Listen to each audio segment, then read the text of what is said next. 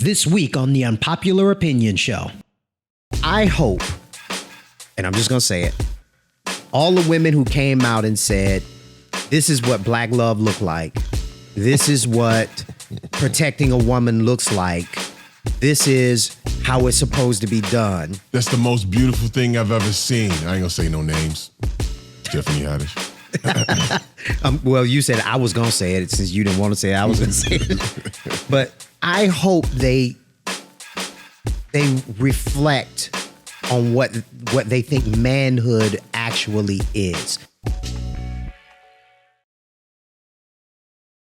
Speaking of protecting your peace, so there's a clip that came out on Friday. We're recording this on Saturday. Will Smith put out a video, 5-minute video, just him in front of a camera, presumably in a room full of, video people or whatever. I did notice he what's the water that him and his son do? They have a water company.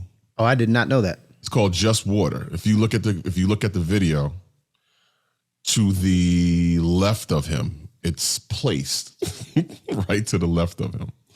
I'm like, this ain't the time for product placement. And I'm sure that wasn't him, but somebody in his camp was like, okay, make sure you put the water here in case you need it, and make sure it's facing forward so the camera can catch it. It's called Just Water. Him and his son did that. Started it some years ago. I did not know that. Yeah. So, in any case, but he sat and, there's no like real intro. He doesn't introduce himself. He doesn't go into any, it just starts with some titles, which says, matter of fact, I'll run the audio and we can chop it up as we go. Maybe we don't have to get through the whole thing, but it is fascinating. But here it is.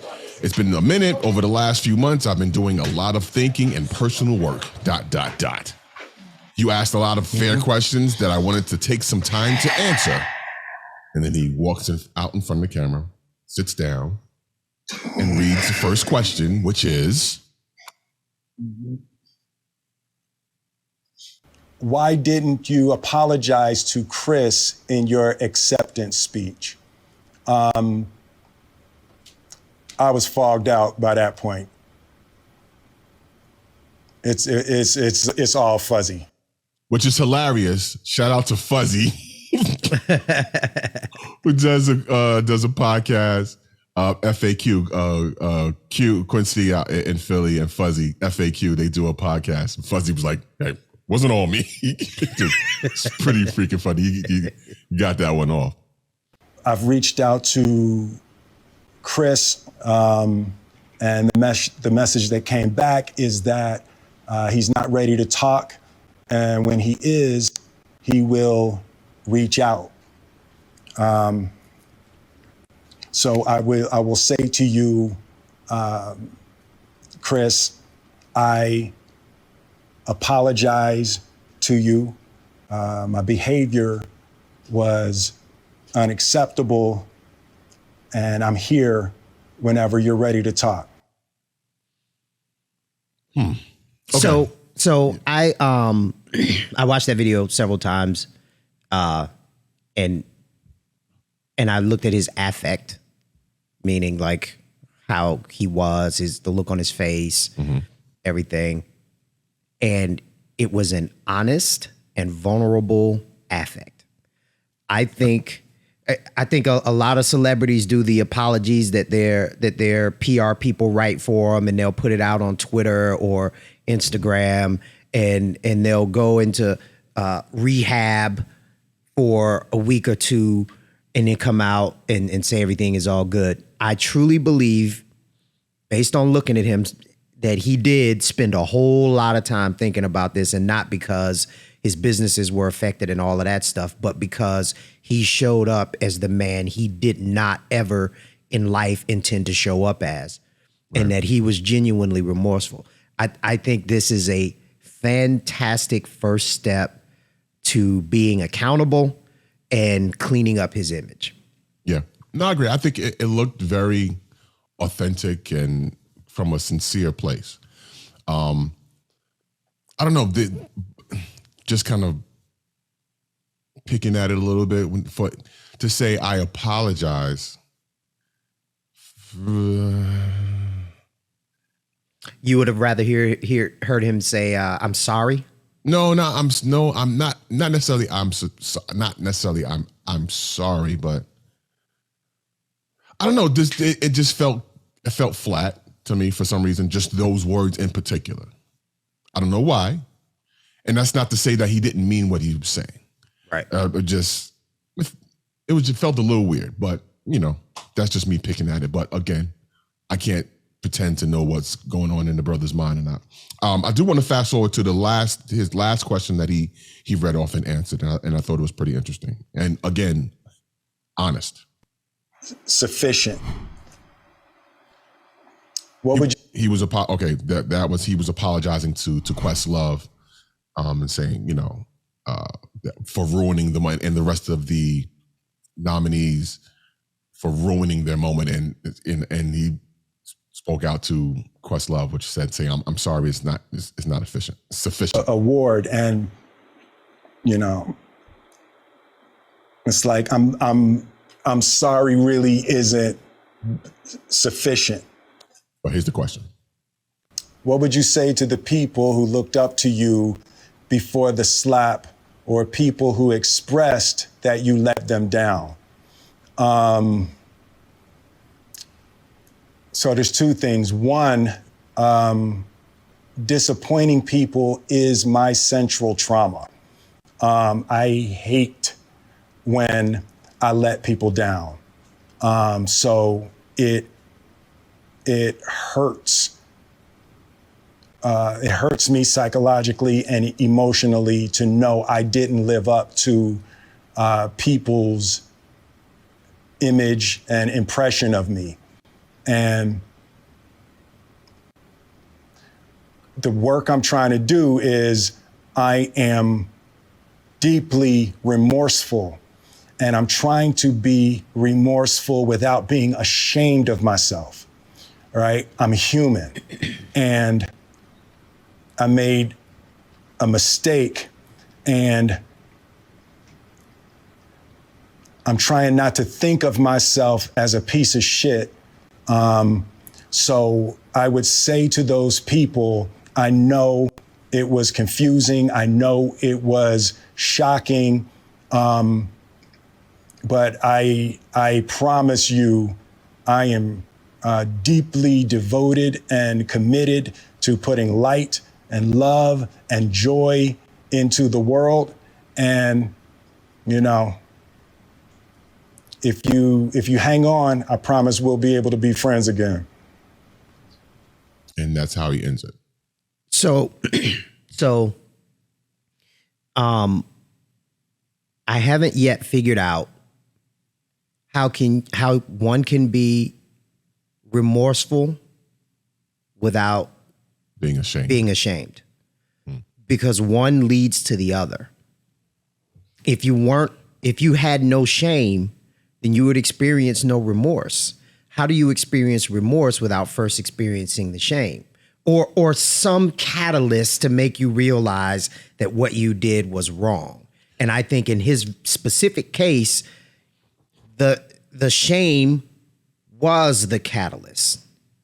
The other part is, he said, I'm trying not to feel like a piece of basically. Mm-hmm. And it's like, no, I don't really want you to feel like a piece of but I do want you to feel some shame. So here's what I think about that. I feel him on the not wanting to feel ashamed, be remorseful without feeling ashamed. I'm just kind of dissecting, being ashamed of the actions itself. I did this. I'm ashamed of those actions that shouldn't have happened. But as far as being ashamed of yourself, is more of a, I guess that's self-talk, not beating yourself up every time you think about it, or allowing yourself to feel less than because of a mistake that you made. That's what I got from it. So, and I hear you.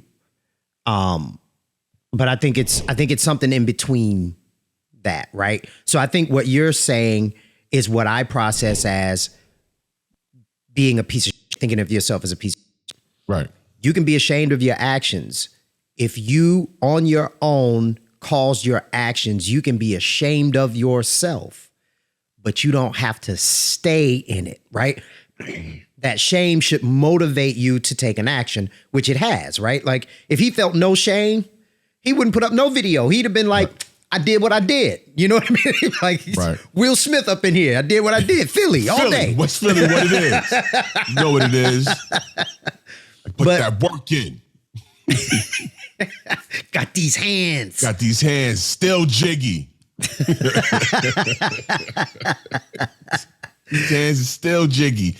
Summertime. Feel the heat of the summer. Summertime. Okay.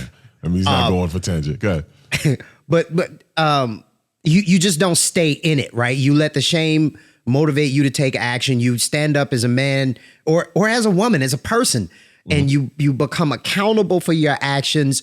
You apologize for your actions sincerely. You don't make excuses, which are all things that he did here. And I think he did it very, very well. Now, there was another question in here where they asked, did Jada ask you to do something? And he said no. And he even laughed a little bit about it. Yeah.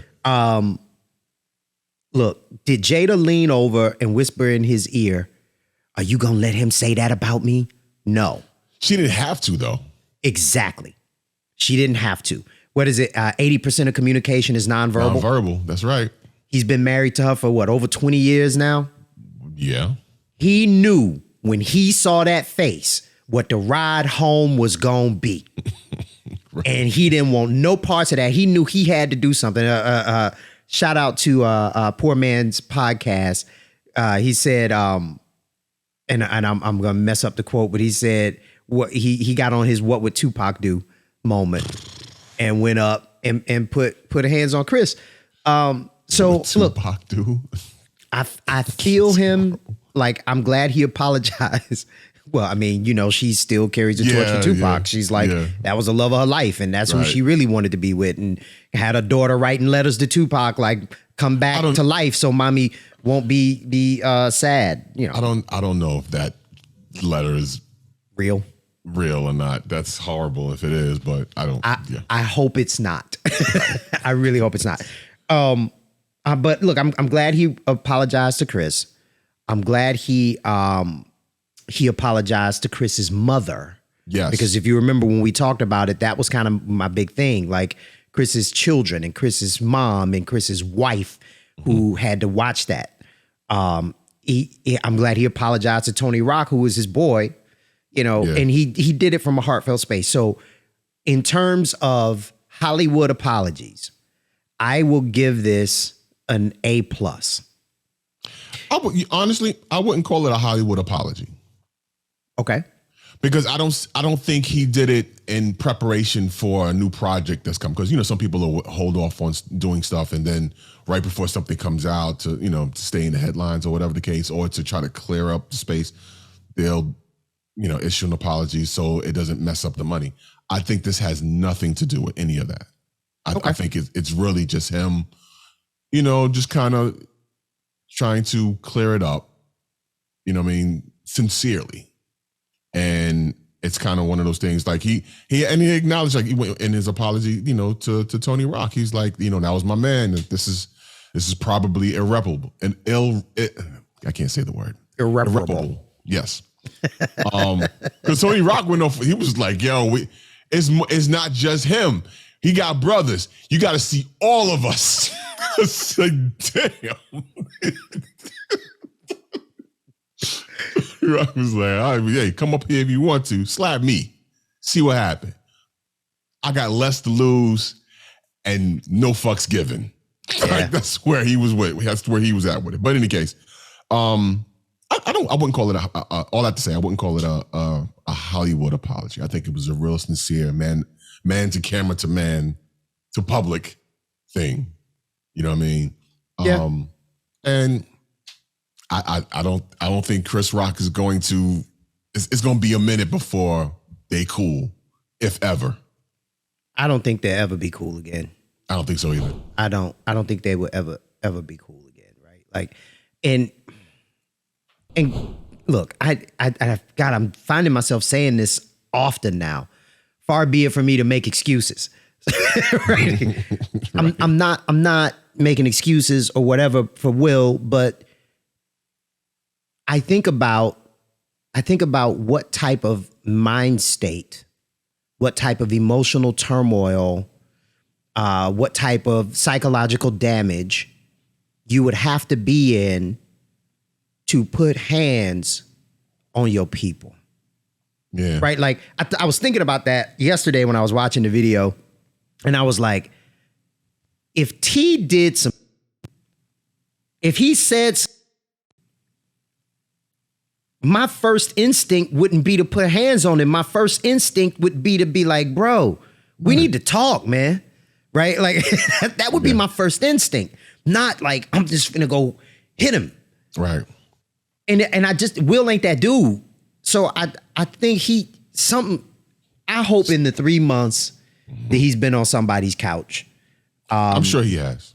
I hope he gave his wife a pass. He protected his wife in the apology, and he apologized to his family. Honestly, I respect him doing that. However, I think it would have been more apropos, right? More right for him to say to his children, yeah, daddy messed up, and I'm sorry for this heat I brought on you, but I'm also not proud about the way you responded and reacted. After it happened, both of them was all over social media, like, yo, this is the Smiths, this is how we get down, kind of thing. Wow. And I'm like, yeah, no, you need to correct them. And I hope, I believe he's the type of man who would have corrected them privately, right? But because what they did was so public, what he did was so public, I think he should address that publicly. And I'm sorry, I'm on a rant now. The other part of it, especially about the public part, which is where it took me here, I hope, and I'm just going to say it, all the women who came out and said, this is what black love looked like. This is what protecting a woman looks like. This is how it's supposed to be done. That's the most beautiful thing I've ever seen. I ain't gonna say no names. Stephanie Haddish. Well, you said I was going to say it. Since you didn't want to say it, I was going to say it. But I hope they reflect on what they think manhood actually is. Manhood is not aggression. It's a part of it is being able to be aggressive should the need arise. Correct. But there was no need for that. And his apology is an example of manhood, not his previous behavior with the slap. So I hope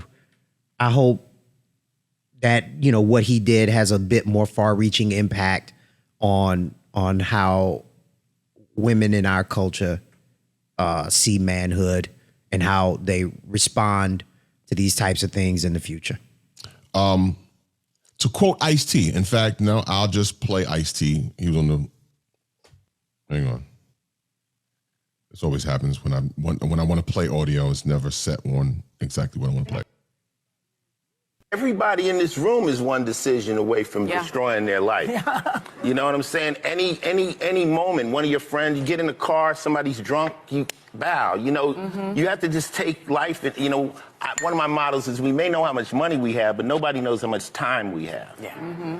You know, and your time is the most valuable thing. So think about every move you make. And going forward is difficult. Going backward is instantaneous. All I got to do is stand up, throw this glass across the room, and my whole career will be done. You know what I'm saying? It's like I can lose everything with one simple mistake. Yeah. Right? How many years it took me to get where I'm at. So think about everything you do.